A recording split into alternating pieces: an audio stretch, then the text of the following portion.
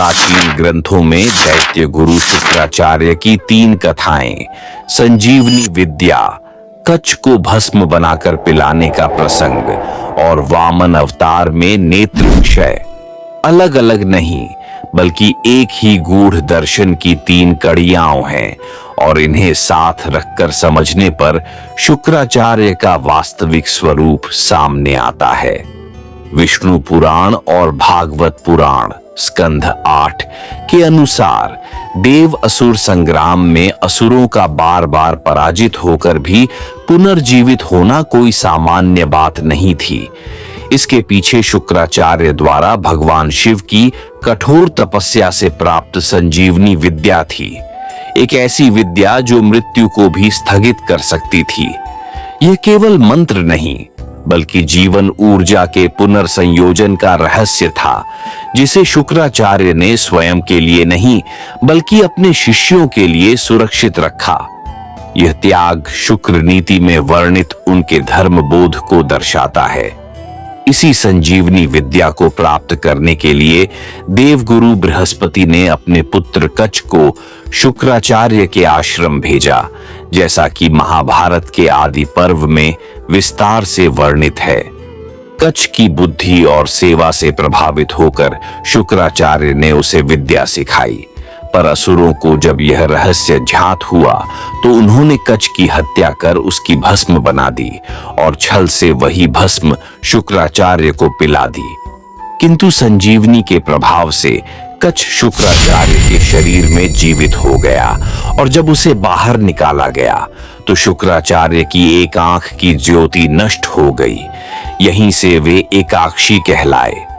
यह नेत्र हानि शारीरिक से अधिक ज्ञान की कीमत का प्रतीक है कि गूढ़ विद्या का भार गुरु को स्वयं उठाना पड़ता है। यही एकाक्षी शुक्राचार्य आगे चलकर भागवत पुराण में राजा बलि के यज्ञ में दिखाई देते हैं, जब वामन रूप में स्वयं श्री हरि विष्णु दान लेने आते हैं। शुक्राचार्य तुरंत पहचान लेते हैं कि यह कोई साधारण ब्राह्मण नहीं, स्वयं नारायण हैं और वे बलि को चेतावनी देते हैं, परंतु बलि का वचन धर्म उनके लिए सर्वोपरि है। जब दान संकल्प के समय जलधारा से संकल्प सिद्ध किया जा रहा होता है, तब विष्णु पुराण के संकेत अनुसार शुक्राचार्य सूक्ष्म रूप से कमंडलू की टोंटी में प्रवेश कर जल प्रवाह रोक देते हैं ताकि दान पूर्ण न हो सके। ये रोक दान की नहीं बल्कि विष्णु लीला में बाधा थी। तब वामन एक कुश तिनके से प्रहार करते हैं, जिससे शुक्राचार्य की पहले से क्षीण एक आंख की ज्योति और लुप्त हो जाती है।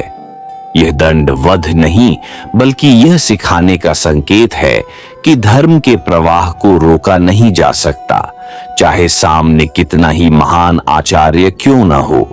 इन तीनों कथाओं को एक साथ रखने पर स्पष्ट होता है कि शुक्राचार्य न तो केवल असुरों के पक्षधर थे और न ही देवों के विरोधी।